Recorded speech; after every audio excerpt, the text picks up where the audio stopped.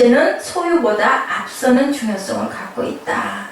예, 디모데후서 3장 16, 17절 봅니다. 디모데후서 3장 16절 열어봅니다. 뭐라고 말씀하셨어요? 모든 성경은 하나님의 감동으로 된 것으로 교훈과 책망과 바르게 함과 의로 교육하기에 유익하다. 하나님의 감동으로 되었다, 성경은. 그래서 교훈과 책망과 바르게 함과 의로 교육하기에 유익하다. 하나님의 성경은 이렇다고 그러네요. 17절에는 또 뭐라고 말씀하고 계시나요? 이는 하나님의 모든 사람으로 온전케 하며 모든 선한 일을 행하기에 온전케 하려 합니다. 네. 디모데 누가 썼죠? 디모데후서 쓰신 분 누구예요? 네, 맞아요. 네, 딩동댕. 네, 20점 주도록 하세요. 이 말씀을 통해서 하나님의 사람으로 우리가 온전해질 수 있다. 하나님의 사람으로 온전하게 하면 모든 선한 일을 행할 능력을 갖추게 한다. 무엇을 통해서? 성경을 통해서. 우리는 이렇게 17절에서 바울사도는 성경의 유익을 설명하면서 성경은 우리를 먼저 하나님의 사람됨으로 온전하게 한다. 그래서 예, 교회 교육자들을 뽑을 때, 또 신학을 시킬 때는 어떤 사람? 하나님의 사람으로 잘 훈련된 사람들, 오랫동안 신앙생활 잘하고 은혜 받고 말씀에 기초가 있고 그리고 섬김이 있는 그런 사람들로 신학을 해서, 예, 그래서 그 하나님의 길을 가게 해야 부작용이 없다라는 얘기들을 많이 해서 보면은 그 교단마다 조금씩은 다르지만요, 그런 신학을 할 수 있는 자격 요건이 있어요. 몇 년 이상 어떤 자들이어야 한다. 아마 기본으로 5년 이상을 열심히 섬기고 그리고 훈련이 된 그런 사람들, 기본적인 것은 물론이고 다 섬김을 열심히 하는 사람들이어야 된다. 신학교에서 꼽을 때도 그것을 보고 담임 목사님이나 당의사 목사님들이 추천을 해야만 그것들을 사실은 받아주게 되어 있는데, 요즘에는 뭐 그냥들 이렇게 가는 그런 학교들도 많이 있죠. 예, 그런데 어찌됐든 간에 하나님의 감동으로 우리를 온전케 만든다. 그리고 하나님의 사람으로 모든 선한 일을 행하기에 온전한 사람으로 만들어 간다. 인격의 온전함이 무엇보다 행위의 온전함보다 앞선다라고 얘기를 해요. 인격이 갖춰져야 한다. 그래야 뿌리가 있어서 뭐 잠깐 감동받고 막 열정이 있어가지고 하다가도 어떻게 된다? 푹 주저앉는데 우리 인격이 온전하게 자리를 잡으면, 그래서 뭐라고 그랬어요? 명문가가 되기에는 그렇게 짧은 시일에 되는 건 아니다. 그래서 3대만 그 하나님의 가정이 돼서 하나님의 일을 하고 가는 가정들은 그다음부터는 그냥 거저 축복이 그냥 쏟아진다. 우리가 살아생전에 우리 살아가는 것도 물론 힘들고 힘겹고 중요할 수도 있지만 우리 후대를 위해서 우리가 열심히 심고 가자라는 얘기들을 우리 선배들이 선진들이 많이 합니다. 인격의 온전함이 행위의 온전함보다 앞선다. 성경은 비인의 문제를 부인보다 앞선 우선순위로 생각한다라는 거예요. 무엇을 하느냐 문제가 아닌 무엇이 되느냐가 중요하다는 것이죠. 무엇을 하는 게 중요한 게 아니라 무엇이 되느냐. 마리아는 주님의 말씀을 듣는 일에 우선순위를 두었는데 왜 그렇게 했을까요? 주님의 말씀만이 자신을 주님의 사람다운 사람으로 만든다라고 생각을 했기 때문에, 너무 예수님을 닮고 싶어서 너무 흠모하니까 나 예수님처럼 되고 싶어요 하니까 그냥 가가지고 자기가 가진 모든 것을 다 드려도 아끼지 않을 만큼 다른 건 다 모르겠지만 주님을 사랑했다라는 거죠. 모든 동작 하나하나가 너무너무 좋았던 거예요. 예수님이 그냥 턱 밑에 가가지고 이렇게 올려다 보아도 너무 좋았던 거죠. 말씀도 좋고 하시는 표정도 좋고 다 좋았던 거예요. 마르다는 어쨌나 존재와 행위보다 앞서는 것을 간과한 사람이다. 행위보다 존재가 앞서는 것을 별로로 생각을 했다는 거죠. 그래서 그 임명의 원리로 제가 아까 말씀드렸죠.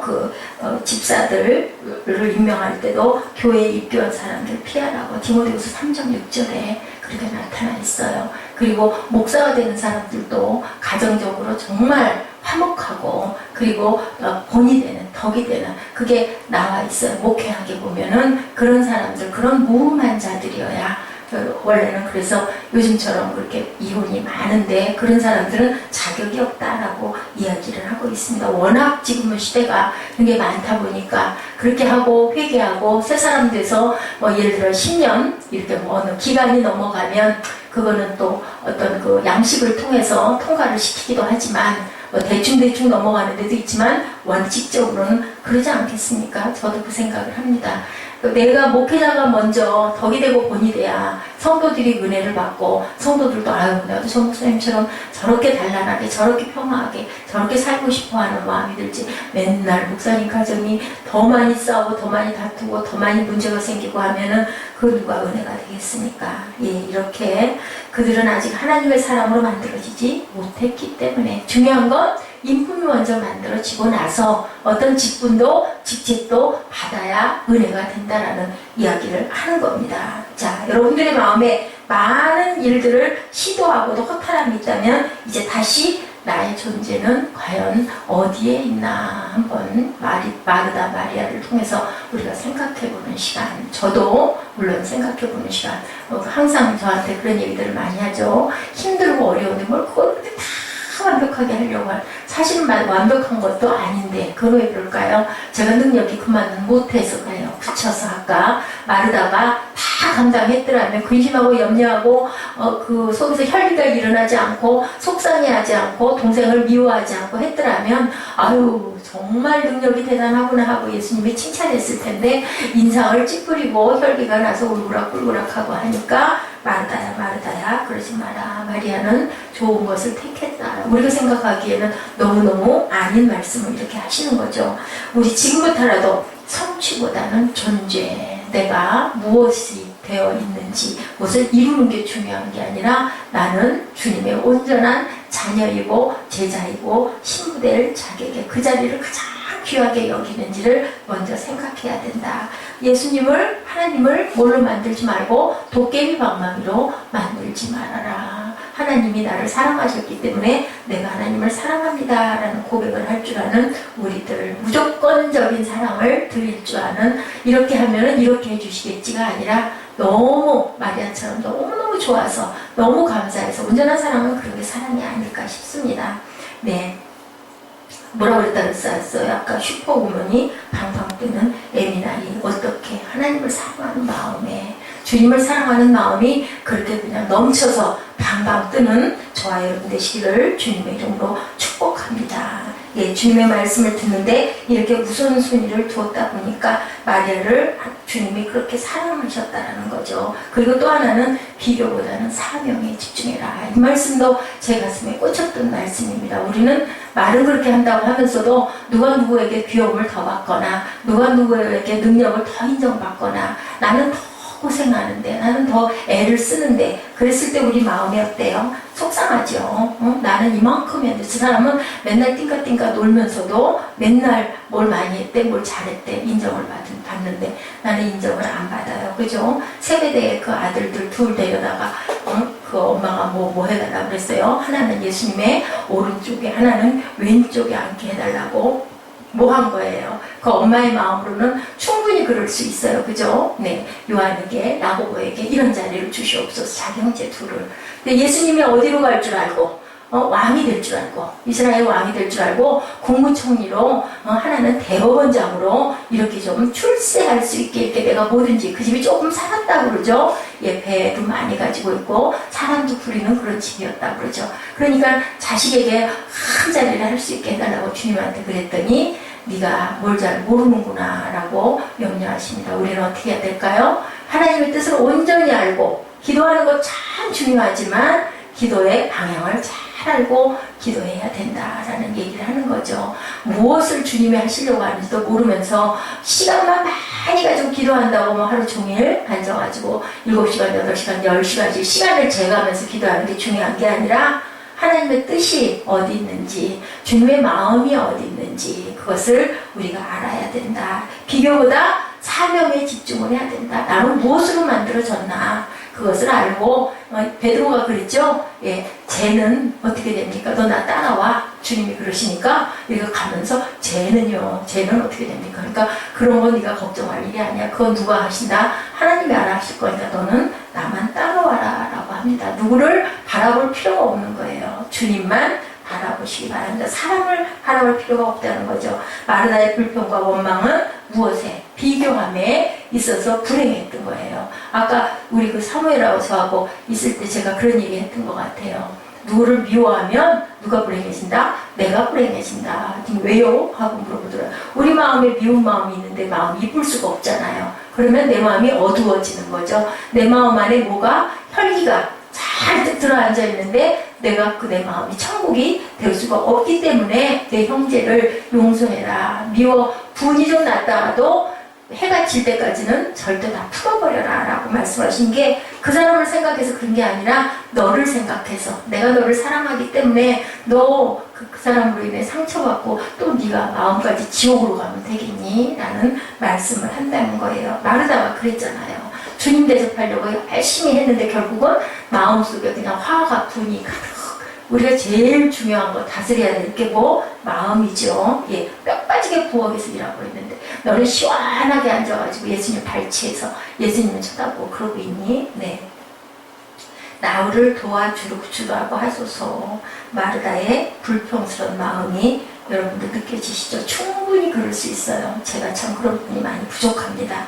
예, 그랬을 때 이게 뭐다? 비교의식인데 이것은 옳은 게 아니다 라고 말씀하시죠. C.S. 루이스 교수가 사단의 가장 예리한 무기가 바로 비교의식이다 라고 이렇게 얘기했어요.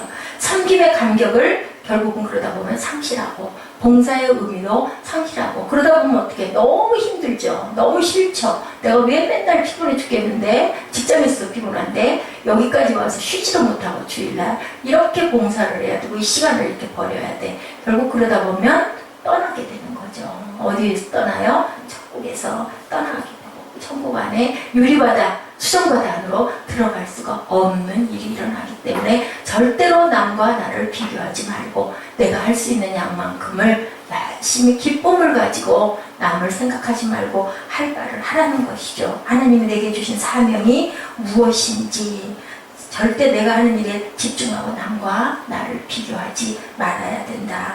내 사명이 마르다의 입장에서는 뭐였다고요? 섬기는 일. 그래서 나중에 그 부분에 성녀가 되었다라고 증명이 돼서 나오고 있어요. 또 어때요? 마리아는 어떻게 했어요? 성경이 기록되는 한은 이 여자를 기념하라 라는 그런 존재가 됐어요.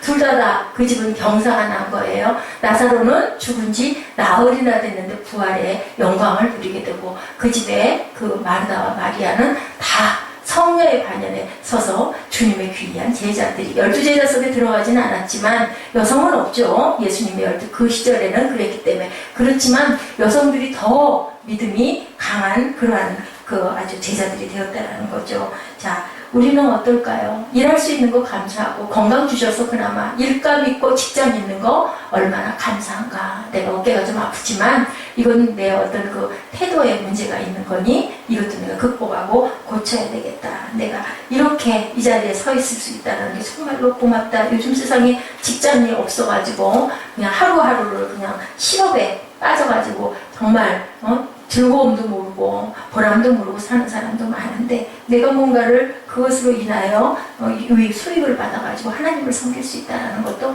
얼마나 감사한가. 주님을 직접 자기 집에서 모시고 대접받은 것이 너무너무 감사하고 기쁘다. 그럴 때 날아갈 듯한 기쁨, 그것을 비교로 인해서 다 깨뜨려버리면 안 된다는 거죠. 예수께서 베드로의 순교를 예언했을 때 아까 말씀했죠. 쟤는 어떻게 됩니까? 요한복음 21장 20절에서 21절 말씀입니다. 예, 뭐라고 말씀하셨어요? 요한복음 20장 21장 20절입니다. 베드로가 돌이켜 예수의 사랑하시는 그 제자가 따르는 것을 보니 그는 만찬석에서 예수의 품에 의지하여 주여 주를 파는 자가 누구이까 묻던 자더라.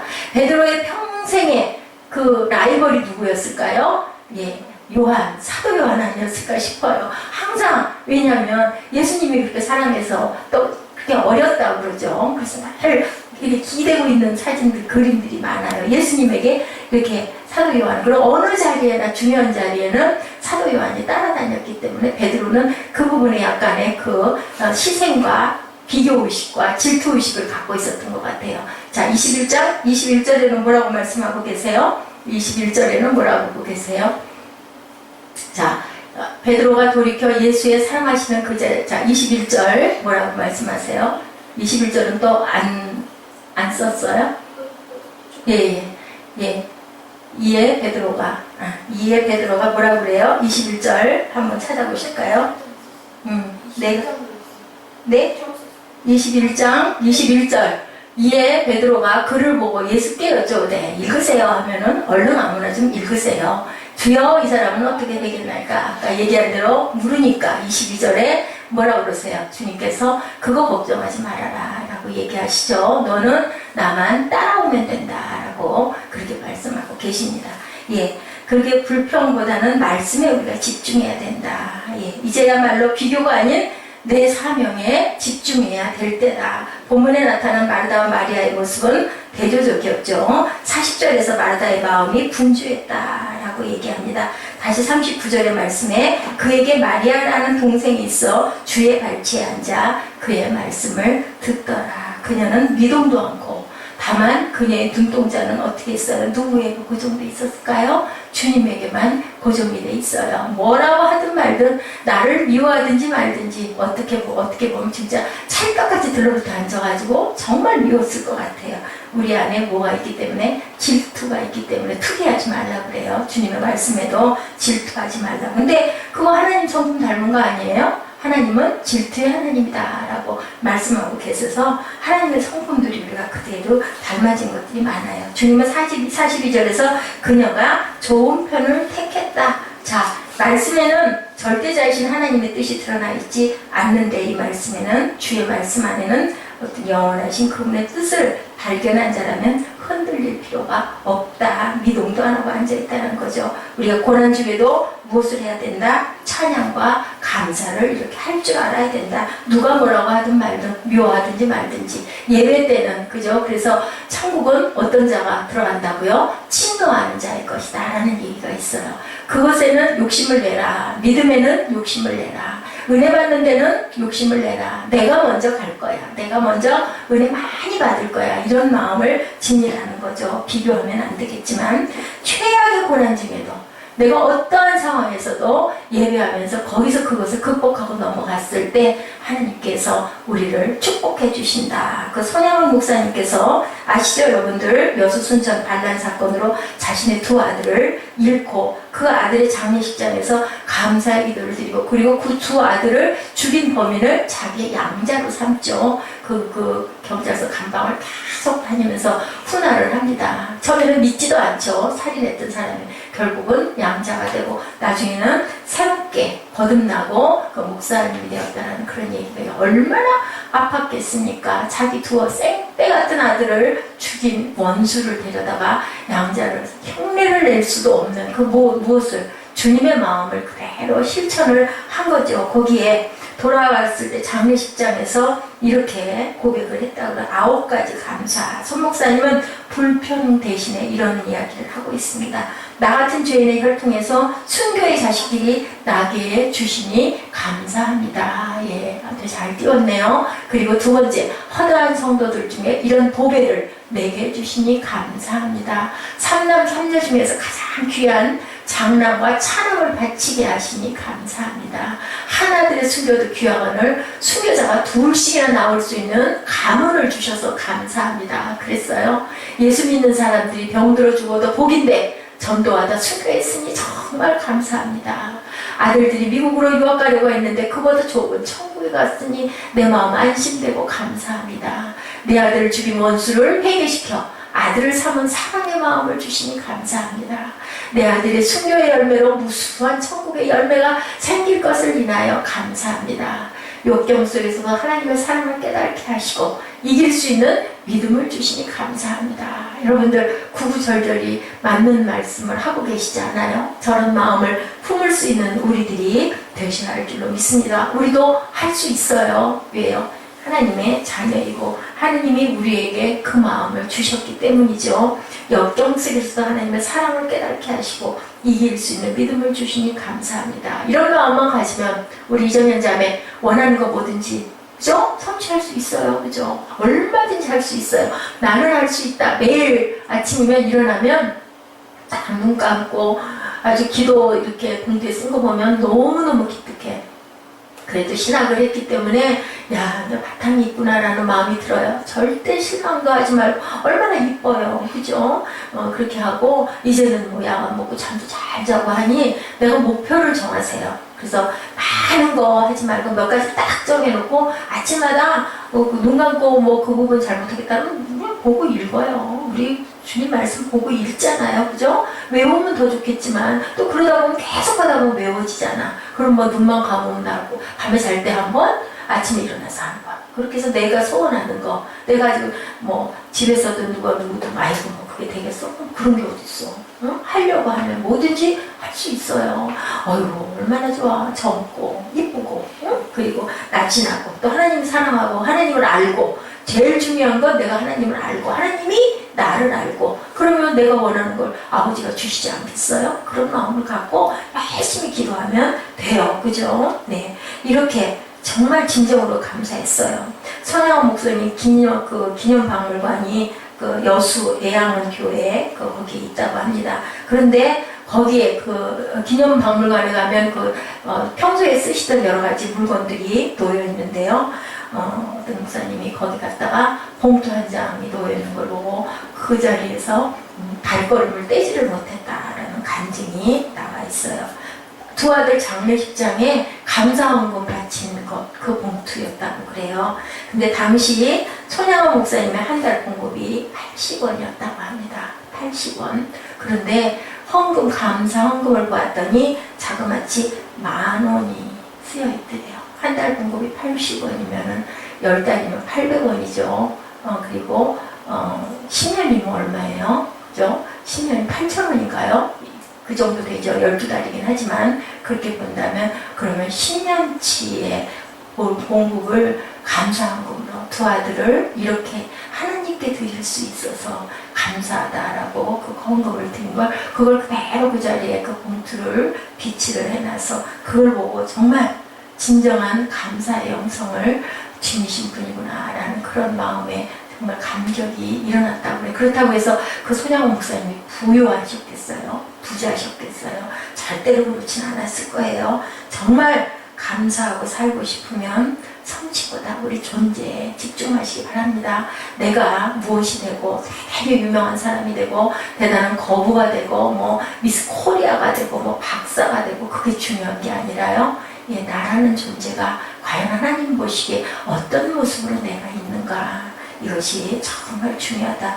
하나님 자녀로 살게 하신 것 자체를 우리가 감사하는 인생의 가장 어두웠던 순간 감사할 수 있는 영성을 허락하여 주옵소서 하고 우리가 기도하시는 저와 여러분들 특별히 우리 이정현 자매, 보라 자매, 보라가 되도록 하세요. 드보라가 아주 씩씩한 꿀벌과 같은 그런 아주 사사였었죠. 씩씩한 용맹스러운 사사였으니까 나는 이정현이고 나는 드보라다. 나는 새로운 인생이다. 나는 이제 거듭났다. 나는 할 수 있다. 하면 된다. 해보자.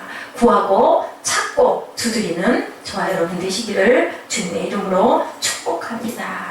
저는 아까 이 뒤돌아서지 않기는 좀 어려운 굉장히 대곡스러운 그러한 찬양인데요. 눈물이 났어요. 좀 길기는 하지만 내 마음에 있는 걸 확 토해내고 뭐 어때요? 소리 좀 지르면 어떻겠습니까? 좀 뭐 잘하지 못하면 어떡합니까? 우리 그 찬양하면서 마음으로 내 소원을 하나님께 아뢰고 그리고 기도하는 시간 갖도록 하십니다. 그리고 축도하도록 하죠. 뒤돌아서지 않겠네요. 우리 다 같이 아주 기쁘게 신나게 이제 예배 끝났으니 우리 잠깐만 한 5분 10분만 집중하는 그런 시간을 갖도록 합니다. 네. 지금 그 얘기를 하면 어떻게 해요?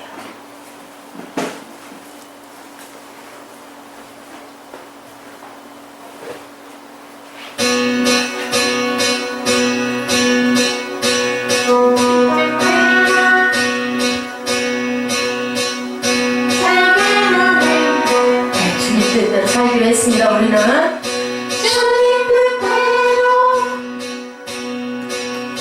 살기로 했네.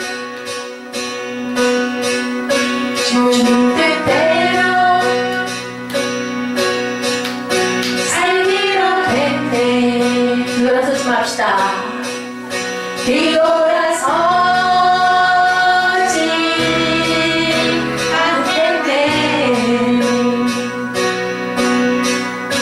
이 세상 사랑 날 몰라줘도 이 세상 사랑 날 몰라줘도 이 세상 사랑 날 몰라줘도 무슨 상관입니까? 하나님 계신데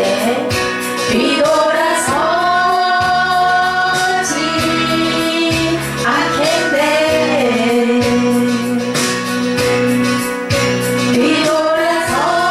뒤돌아서지 않겠네. 어떠한 시련이 와도 수많은 유혹 속에도